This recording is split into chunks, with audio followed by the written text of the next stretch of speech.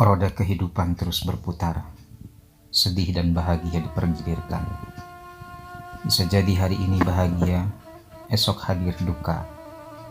Begitupun sebaliknya, sekarang berduka, esok hari bisa jadi bahagia. Sesungguhnya Allah tidak menghadirkan kebahagiaan dan kesedihan, melainkan sebagai ujian bagi manusia.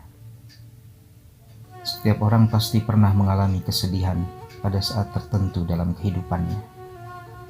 Ada yang disebabkan kehilangan, kematian, kemalangan, cacian, makian, dan sebagainya. Tidak seperti kebahagiaan, kesedihan tak pernah diharapkan bahkan diminta kedatangannya. Meski begitu, tidaklah tercela bila seseorang merasa sedih. Itu adalah fitrah, bagian dari kehidupan. Tak ada salahnya bila memang sewajarnya. Bahkan Rasulullah SAW pun bersedih saat ditinggal oleh orang-orang yang mencintai dan dicintai beliau. Namun, Rasulullah tidak berlebihan dalam bersedih. Rasulullah segera bangkit dan kembali berjuang tanpa memanjangkan kesedihan. Kesedihan bisa menjadi tercela saat seseorang larut dalam sedihnya, hingga membuat hatinya lemah. Tekadnya meredup, rasa optimisnya hilang, dan menghancurkan harapan.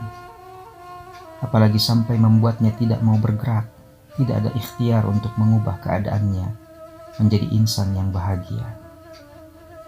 Ibrahim bin Adham membagi kesedihan menjadi dua macam. Pertama, kesedihan yang mendatangkan kebaikan, yaitu sedih karena urusan akhirat dan segala kebaikannya, seperti bersedih dan menyesal karena telah berbuat dosa, atau seorang yang bersedih karena tertinggal salat berjamaah di masjid, menyia-nyiakan waktu,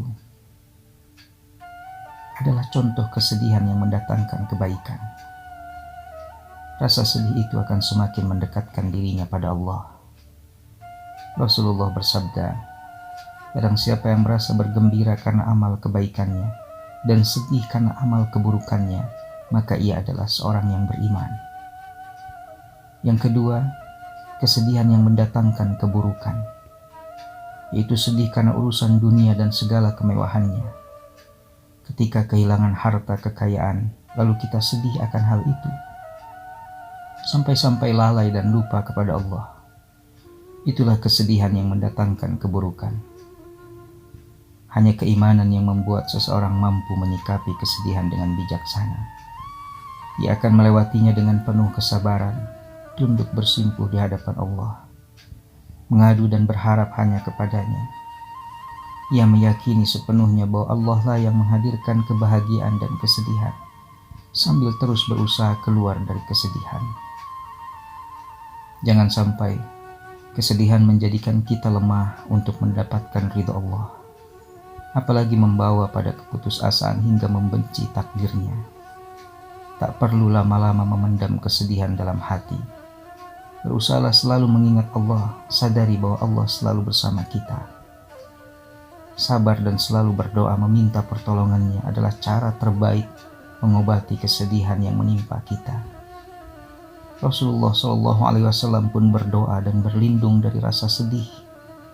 Ya Allah, aku berlindung kepadamu dari gundah gulana dan rasa sedih. Sesungguhnya Allah melarang hambanya larut dalam kesedihan.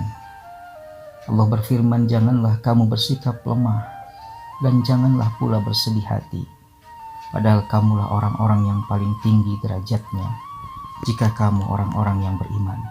Ali Imran 139.